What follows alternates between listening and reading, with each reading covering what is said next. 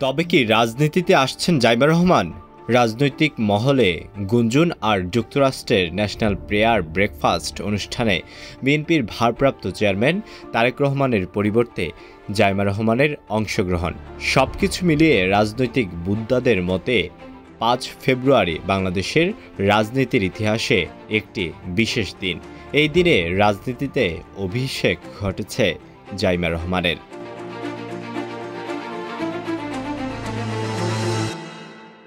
বাবার পরিবর্তে এই অনুষ্ঠানে জাইমা রহমানের অংশগ্রহণ রাজনৈতিক বিশ্লেষকদের মধ্যে নানা প্রশ্ন তুলছে। বিশেষ করে আগামী নির্বাচনে তাকে রাজনীতির মাঠে দেখা যাবে কিনা এমন আলোচনাও আসছে ঘুরে ফিরে। জাইমা রহমান বিএনপির ভারপ্রাপ্ত চেয়ারম্যান তারেক রহমানের একমাত্র কন্যা। বাংলাদেশের স্বাধীনতার ঘোষক শহীদ প্রেসিডেন্ট জিয়াউর রহমান ও দেশের প্রথম নারী প্রধানমন্ত্রী বেগম খালেদা জিয়ার নাতনি। 1-11 সরকারের সময় চিকিৎসার জন্য 2008 সালে সপরিবারে লন্ডনে যান তারেক রহমান। ফলে ছোটবেলা থেকেই লন্ডনেই পড়াশোনা করেছেন জাইমা রহমান। বিশ্বখ্যাত লন্ডনের কুইন মেরি ইউনিভার্সিটি থেকে ব্যারিস্টারি পাশ করেন তিনি।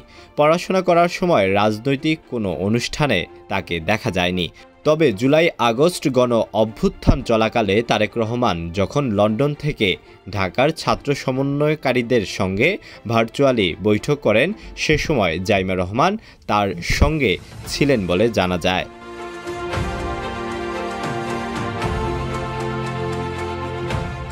বয়স ও ক্ষেত্র পরিস্থিতির কারণে জাইমা রাজনীতিতে আসতে পারেননি। তবে এবার রাজনীতির প্রাথমিক সিঁড়িতে পা রাখছেন। বাবার অবর্তমানে বৈশ্বিক আয়োজনে প্রথম অংশগ্রহণ যেন তার রাজনীতির হাতেখড়ি। জাইমা রহমানের ন্যাশনাল প্রেয়ার ব্রেকফাস্টে অংশগ্রহণের খবরে খুশি সাবেক প্রধানমন্ত্রী বেগম খালেদা জিয়াও। তিনি চান জিয়া পরিবারে উচ্চশিক্ষিত প্রথমা জাইমা রহমান তার স্থানে বসুক। ধারণা থেকে এমন জানিয়েছে লন্ডন প্রবাসী তারেক রহমানের ঘনিষ্ঠজনরা। বিএনপি নেতাদের মতে বৈশ্বিক আয়োজনে অংশগ্রহণের মধ্য দিয়ে রাজনীতিতে পা রাখবে জাইমা রহমান। তার দাদি বেগম খালেদা জিয়াও বিশেষ পরিস্থিতিতে বিএনপির হাল ধরেছিলেন। পুরোদস্তুর রাজনীতিতে আসবে কিনা তা নির্ভর করবে তার বাবা মার সিদ্ধান্তের উপর।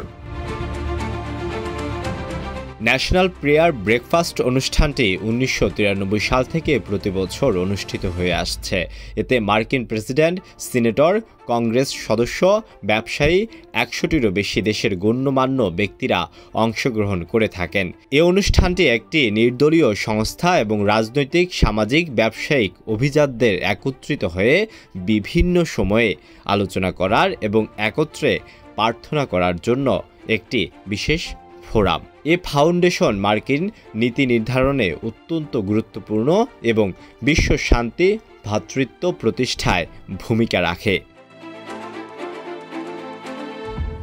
আলওয়ান খান, ঢাকা প্রকাশ।